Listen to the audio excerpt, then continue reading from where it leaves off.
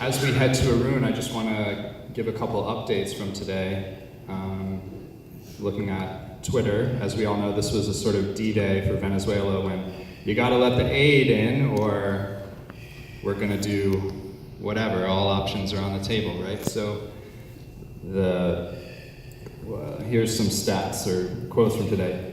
60 members of Venezuelan security forces have deserted.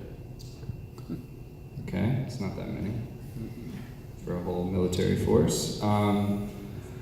Puerto Rico tried to send a humanitarian shipment, supposed humanitarian mission, and it was on a ship, and it was the Venezuelan Navy threatened to open fire on the ship. So Puerto Rico Governor Ricardo Rossello says this is a direct threat against a humanitarian mission being carried out by American citizens. This is unacceptable and shameful.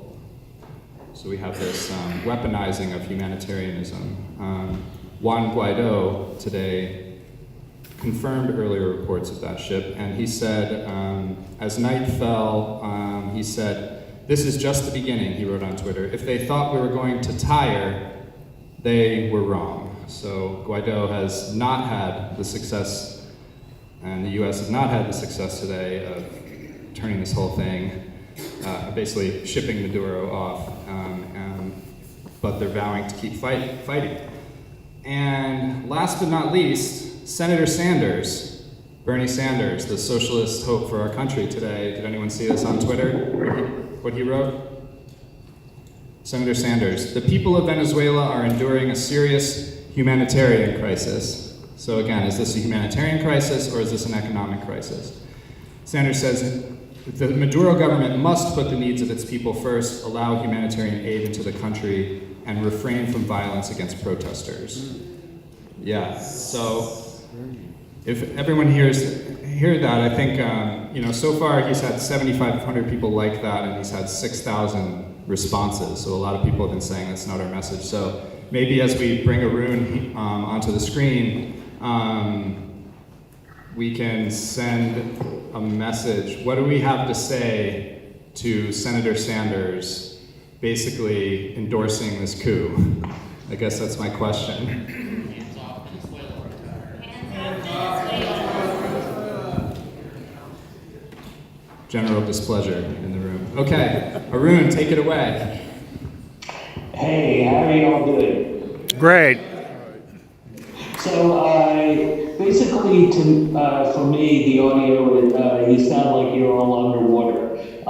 So I'm catching about like every third or fourth word. I did hear Russell saying something about Venezuela and Bernie Sanders.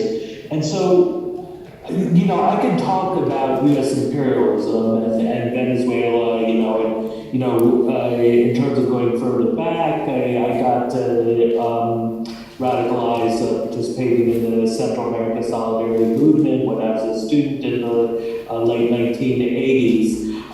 But these days you can find all of that on the internet. And there are particular websites right now that I think are very useful.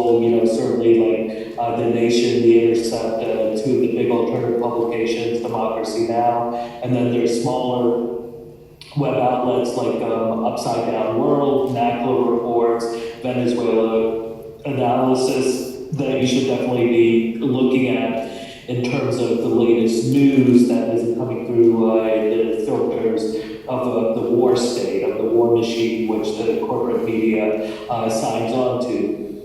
But, I think the reason why everyone is here is obviously a great concern, but also because essentially what do we do about it? And I think that's most important.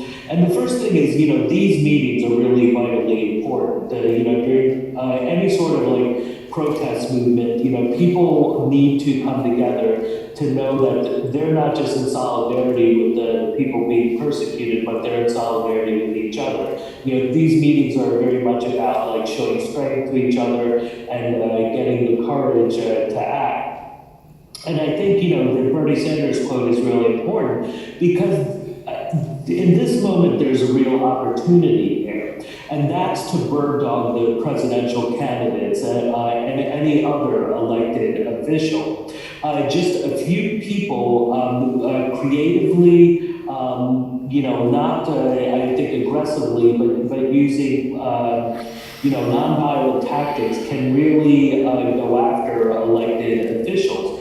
And we saw that in 2016, where Black Lives Matter activists really kind of confronted Bernie Sanders repeatedly. When he started his campaign, his positions were actually pretty bad on policing, but through repeated pressure by Black Lives Matter activists, plus you get to be able to seize the media spotlight.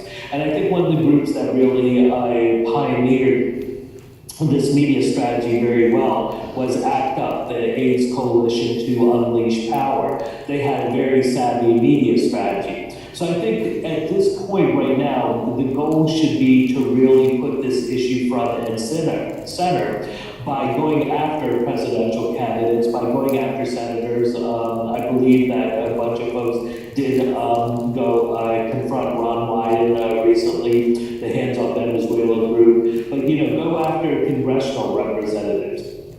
Social media will only get you so far, but if you know where the cameras are, that's going to embarrass them. That's going to put them on the spot. And right now, what we've really seen with the Democratic presidential candidates is that they're trying to run left on domestic issues. And I think this is a golden opportunity to also force them to the left on foreign policy as well, because it can be done in a very simple way. Why are we meddling in other people's countries? You can speak the language that a lot of liberals will understand in terms of what is the cost? Is this how we should be spending our resources, the blood and treasure? And I think it's also very important to push back, to not be defensive. But just like there should be no need to defend Venezuela. We constantly hear this harping about economic mismanagement, but we rarely hear the fact about that U.S. Sanctions have been crippling Venezuela for years. But if we want to talk about economic mismanagement, what about economic mismanagement within the United States? We've seen this repeatedly with the internet bubble, with the subprime mortgage bubble that nearly crashed the global economy. In the 1980s, the savings and loan scandal, and on and on and on. If we want to talk about economic mismanagement, the United States would be at the front and center of this. So who should be invading the United States